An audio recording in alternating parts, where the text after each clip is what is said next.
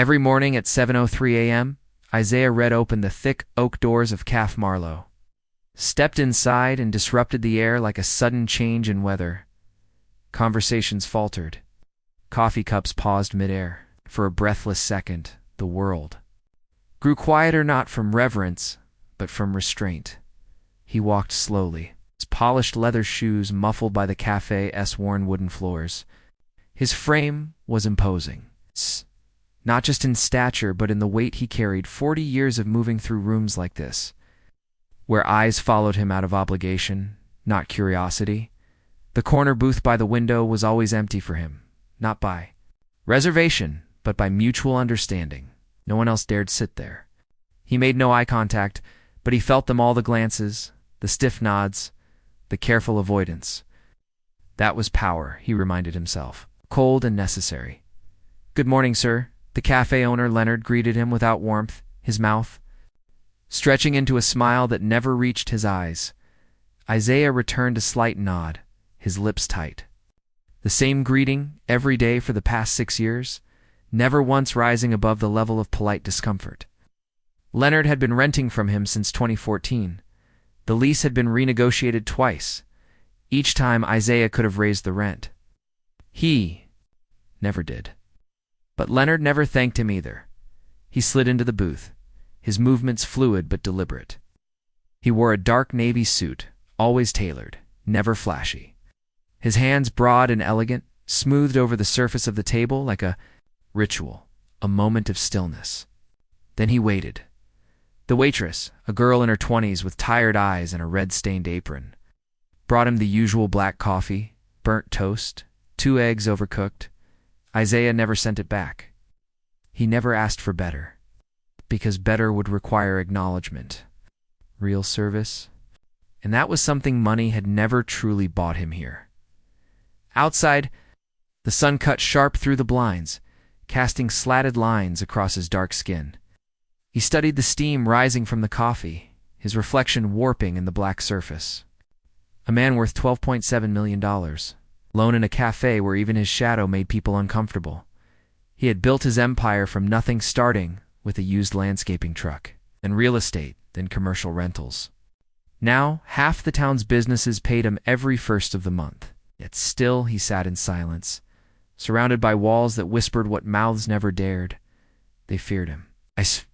But they didn't see him. Isaiah took a slow sip of the coffee, bitter, cold. The door opened again, letting in a gust of air and a new pair of footsteps, light, hesitant, unfamiliar. He glanced up, just briefly, caught the first look at someone who wasn't here yesterday. "Hey, new waitress." She didn't look away when their eyes met. Emily had only been working at Calf Marlowe for 4 days, and already she felt the subtle unease that seemed to hum just beneath the surface. At first, she thought it was the usual awkwardness of being new, but it wasn't that. It was him, the man in the corner booth, always alone, always early, always unreadable. She first saw him on her second shift. Her manager had pulled her aside with a tight smile and said, "Don't worry about table 6. Leonard handles him." But that wasn't true. Leonard barely did anything but gesture and nod. The staff kept their distance. No jokes, no familiarity, no warmth. Just sterile professionalism, laced with a tension Emily couldn't quite name. Except he wasn't rude. He didn't complain. He didn't stare. He barely even looked up. On Friday morning, Emily was clearing a nearby table when she heard the door's bell jingle, followed by that sudden hush that seemed to cloak the cafe whenever he walked in. She glanced up. He moved like someone used. 2, being noticed, but never welcomed. When his eyes briefly met hers, she didn't look away. She offered a small smile. He didn't return it. But something about his gaze lingered, like he was registering that she was new, different. Emily started watching. Not out of curiosity, but because something felt off. The other waitresses served him like they were performing, smiles too wide, movements too precise. And then they'd retreat quickly, like proximity carried consequence. The food was always off, slightly burned, overly salty, rushed, and no one said his name, not once. Saturday afternoon, a group of old men sat near Isaiah's table, laughing, louder than usual. One of them mimicked a heavy shuffle, dragging his feet along the tile. "Don't spill your coffee, Massa Red," he joked. Under his breath, but not quite quiet enough, Emily froze mid-step. Isaiah didn't move, but she saw. It just a twitch in his jaw. His fingers tightened around the coffee mug. For a second, he stopped breathing. Then he blinked, like he'd shoved the whole thing back inside, and resumed sipping as if nothing had happened. Emily leaned toward her coworker at the counter. "Did that man just say what I think he did?" Her coworker, Marcy, barely looked.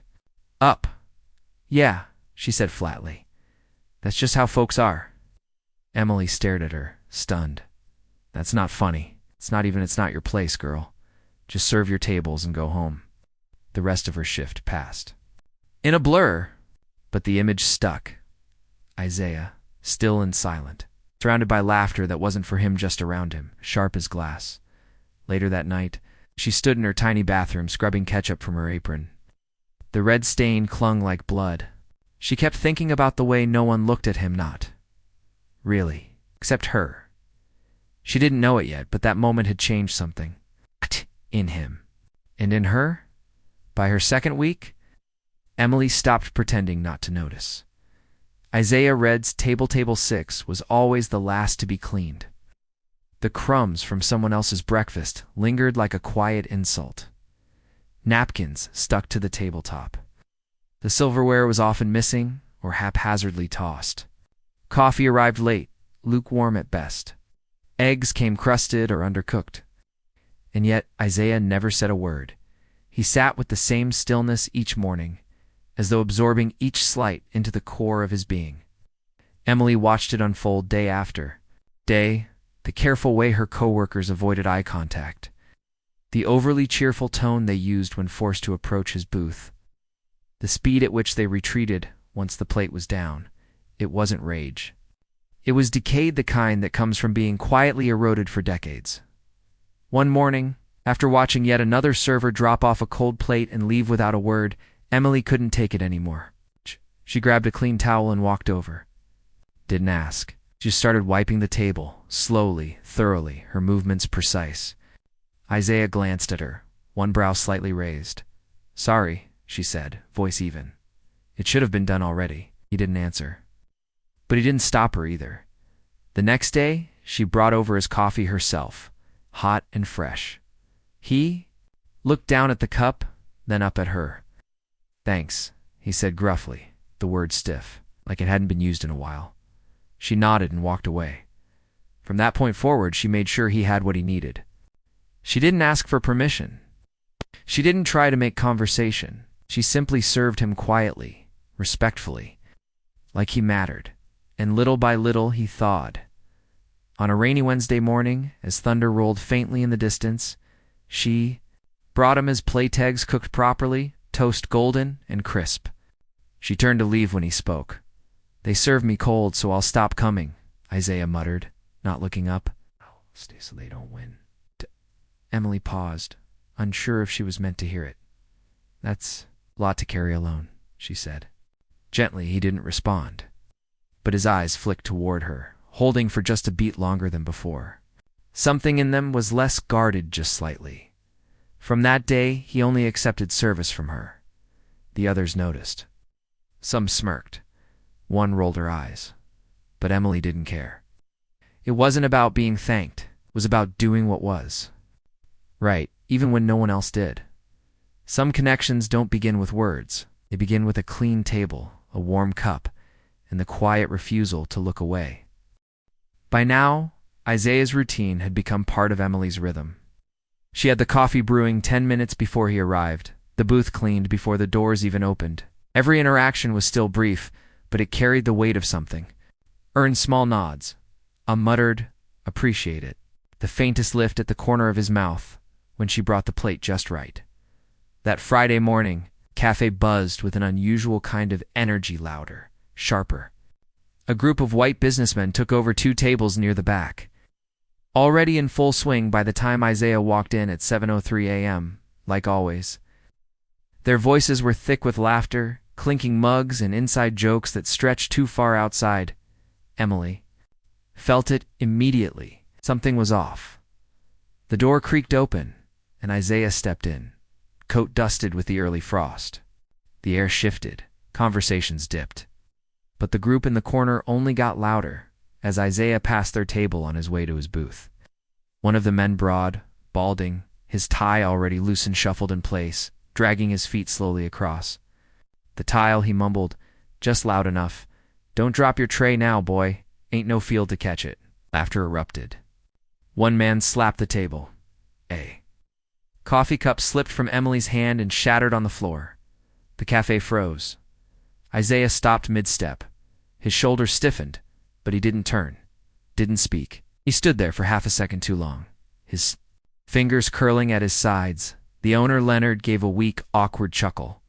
"All right, now, let's keep it light, fellas." Emily's blood pounded in her ears. She turned toward the table of men, every limb shaking. She looked at their face, smirking, relaxed, unaffected, and then at Isaiah, who had quietly resumed walking, his expression carved from stone. Her voice cracked but didn't waver. "That wasn't funny," she said, louder than she meant to. "That was racist." Silence, sharp and immediate. Every head turned. Leonard stepped forward, face tight with disbelief. "Emily," she cut him off. "No. You all heard it." The man who made the comment looked at her like she'd slapped him. "It was a joke, sweetheart. Lighten up." Isaiah had reached his booth now, but he didn't sit. He stood with one hand resting on the chair, the other balled tight at his side. His eyes met Emily's just for a moment. In them was something raw. Not gratitude, not shock. Just a long-buried ache cracked open. He sat down, hands trembling. Slightly as he reached for his coffee, Emily stared down the men. "You laugh because you know he won't say anything. It's not power. That's cowardice." The smirks faded. One man cleared his throat. The others turned back to their plates. Leonard muttered, "Go clean up that mess." But the room had already changed. Emily crouched beside the shattered cup, gathering the shards with shaking hands. Behind her, Isaiah sat in silence still, but not invisible. The cafe didn't go back to normal. Not really. But it pretended to. The morning after the confrontation, Emily walked in two stares that didn't bother to hide themselves. Conversation hushed as she passed. No one spoke directly to her, but everything about the air felt colder. The light bulbs buzzed louder. Tile felt slicker. Her footsteps echoed like they didn't belong. Leonard waited for her behind the counter. Arms crossed, lips tight. "In the office," he said. No greeting. Emily followed, heart pounding, palms damp. He shut the door behind them with a soft thud, then turned on her, voice low and venomous. "You don't get to say that to customers?" She blinked. "Say what?" "You know damn well what I mean." I told the truth. Embarrassed him, Leonard snapped. In front of half the town, you humiliated a regular. Emily stood straighter. "No, I stood up for someone you've been quietly disrespecting for years." Leonard's eyes narrowed. "You want to play hero? Fine, but not here. You're walking a line." For a moment, she thought he'd fire her outright. Part of her hoped he would. But instead, he just shook his head and waved her off. "Get back out there. But if it happens again, don't bother coming back." When she returned to the floor, Isaiah was already at his booth. He looked tired. His eyes were low, his expression unreadable. The usual quiet strength was gone, replaced by something heavier. She approached carefully, placed the coffee down, hot, steady. He didn't look at her. She stood for a beat, then asked gently, "You okay?" He didn't respond. Just stirred his coffee slowly, eyes fixed on the table. Emily walked away, her chest tightening with something she couldn't name. She had spoken up for him, and now he wouldn't even look at her. By noon, whispers had spread beyond the cafe. A woman at the counter refused to tip her. Another muttered, "Out of line." Emily felt the weight pressing in, quiet but suffocating. Isaiah left without finishing his food. Didn't speak, didn't nod, just left. Emily found herself in the alley behind the cafe, crouched against the wall, apron crumpled in her lap. The bricks were damp from the morning drizzle. Her face was wet not from rain. She had expected discomfort. But not this. The silence, the retreat, the feeling that she'd made things worse. Somehow, by naming what everyone saw, she'd broken something fragile did. I help him? Or just hurt him differently? She didn't know. And the silence offered no answer. Inside, the booth sat empty. Outside, she sat alone. Isaiah didn't return on Monday, or Tuesday, or the rest of the week each morning. Emily opened the cafe with a flicker of hope that faded by 7:10 a.m. The corner booth remained untouched, napkins folded, seat cushions undented, coffee never poured. The silence of his absence was louder than the usual hush that followed him in. Customers noticed, but no one asked. Leonard seemed relieved. The others just filled the space with louder chatter and fewer glances. But Emily noticed everything. How much darker the room felt without him. How the warmth had seeped out of the walls. By Friday, she had nearly convinced herself he wouldn't come back. She wiped the counter slowly, eyes scanning the door one last time, when something caught her attention: an envelope. Tucked beneath the register, crisp and carefully placed. Her name was written across the front in neat cursive. Emily. Hands. Trembling slightly, she stepped outside and opened it in the alley where the air felt real. Inside was a single page, lined and creased. It was handwritten. No greeting, no date. The first time someone called me an asterisk, I was 7. It was the crossing guard. She smiled when she said it. My mother told me not to cry in front of her. She said if you cry, they think it means they won. So I learned to swallow things. Smiles, slurs, cold coffee. By the time I was 25, I had made my first million. I thought it would change the way they saw me. I was wrong. People respect money, but they don't respect me. They nod. They smile, but no one sees me. Not really. You saw me. You saw the difference between service and dignity, between being feared and being heard. You reminded me I'm not invisible. Don't stop just because it's hard. And don't let anyone tell you it's not your place. This world needs more people who can see. Thank you, Isaiah. Emily read it once. Then again, the weight of it settled in her chest like a stone, but not a burden. A truth. She folded the letter, carefully slid it into her apron pocket, and walked back inside. The hum of customers. The clang of dishes. Leonard barking about condiments. It all sounded smaller now. She didn't ask for a final paycheck. She didn't explain. She untied her apron, folded it once, and set it gently on the counter. Then she left. Later that night at her apartment, she opened her laptop. Her fingers hovered above the keyboard for a moment, and she began to type not her story, but Isaiah's word for word. She posted it with no embellishments, just his words, just truth. Within hours, it was being shared.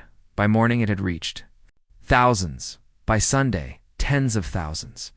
The comments flooded in. People moved, people angry, people reflecting. Some apologized. Others revealed their own stories. But most simply said, I see him now. On Monday morning, Emily returned to Calf Marlowe one last time, not to work, but to stand in the doorway. The sun hit her face. Her cheeks were tear-streaked, but steady. She held the letter tightly in her hand, the ink now part of her. The letter changed more than just Emily's path.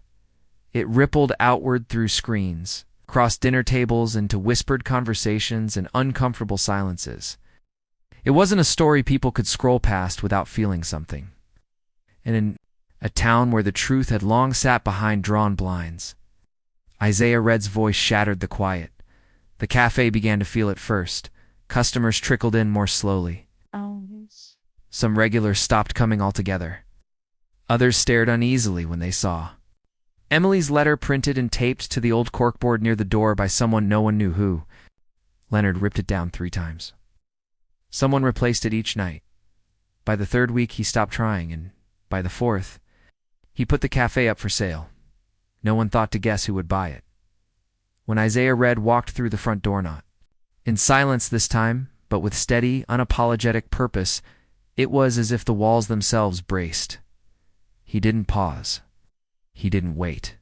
He simply placed a signed document on the counter. Leonard stared at it like it was a trick. "You're buying this place?" he muttered. Isaiah nodded once.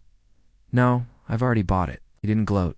He didn't smirk. He simply turned, took one last glance at the corner booth where he'd sat for years in silence, and said, "Time to clean the tables properly." The renovation took 6 weeks.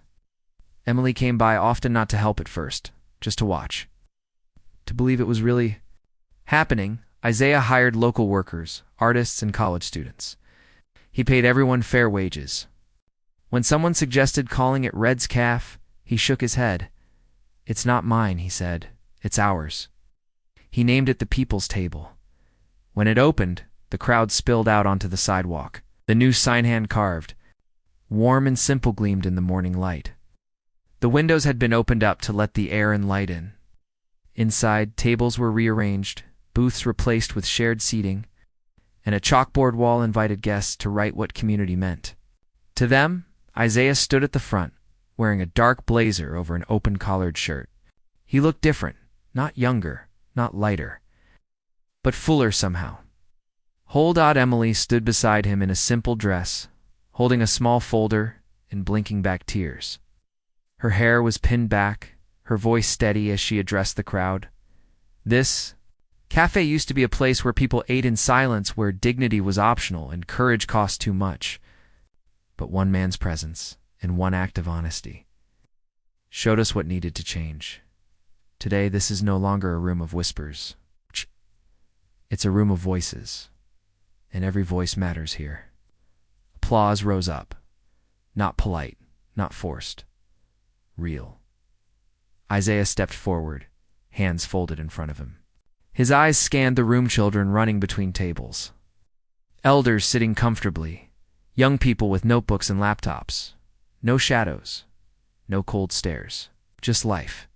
He cleared his throat, and the room quieted. "This is for the boy I was," he said, voice low but sure. The boy who never thought he'd be welcome anywhere. The boy who stayed quiet because the world told him his voice was a threat. He looked toward Emily, and for those who used their voices anyway when they didn't have to. His gaze turned back to the room. This place is proof that silence doesn't win unless we let it, that dignity is a right, not a reward, and that we don't need permission to be seen. The applause was thunderous. Later that afternoon, Isaiah took a seat at one of the new communal tables near the window. Emily brought him a cup of coffee, hot, rich, perfect. He lifted it with both hands, savoring the warmth. Around him, the cafe pulsed with laughter, conversation, music playing softly in the background. A child giggled nearby. A mural of Isaiah's letter now hung on the back wall, its final words underlined.